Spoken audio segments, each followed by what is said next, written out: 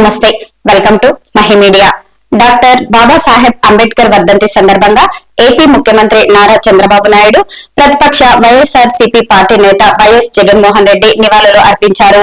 Chandrababu Visakhapatnam party కార్యాలయంలో అంబేద్కర్ విగ్రహానికి పూలమాలలు వేసి ఘన నివాళులు అర్పించారు. ఈ సందర్భంగా ఆయన అంబేద్కర్ చేసిన సేవలను స్మరించుకుంటూ ఆయన జీవితం ఎంతో మందికి ఆదర్శంగా నిలుస్తోందని ప్రశంసించారు. డాక్టర్ అంబేద్కర్ ను భారత రాజ్యాంగ నిర్మాతగా పేర్కొంటూ ఆయన అందించిన విశేష సేవలు భారత ప్రజలకు అమూల్యమని చంద్రబాబు నాయుడు తెలిపారు. దేశం అభివృద్ధి దిశగా పయనించేందుకు అంబేద్కర్ చూపిన మార్గం తరతరాలకు స్ఫూర్తిగా నిలుస్తుందని అన్నారు.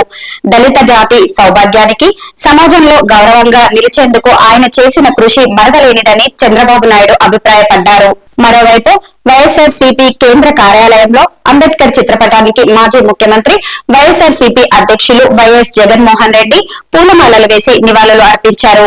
అంబేద్కర్ స్ఫూర్తి ఎల్లవేళలా సమాజానికి మార్గదర్శకంగా నిలిచేందుకు విజయవాడలోని స్వరాజ్ మైదానంలో ప్రపంచంలోనే ఎత్తైన అంబేద్కర్ గారి సామాజిక న్యాయ మహాశిల్పాన్ని ఏర్పాటు చేశాం. ఆయన జీవితం అందరికీ ఆదర్శనీయమని వైఎస్ జగన్మోహన్ రెడ్డి ఎక్స్ ఖాతాలో పోస్టు చేసిన వైఎస్ జగన్మోహన్ రెడ్డి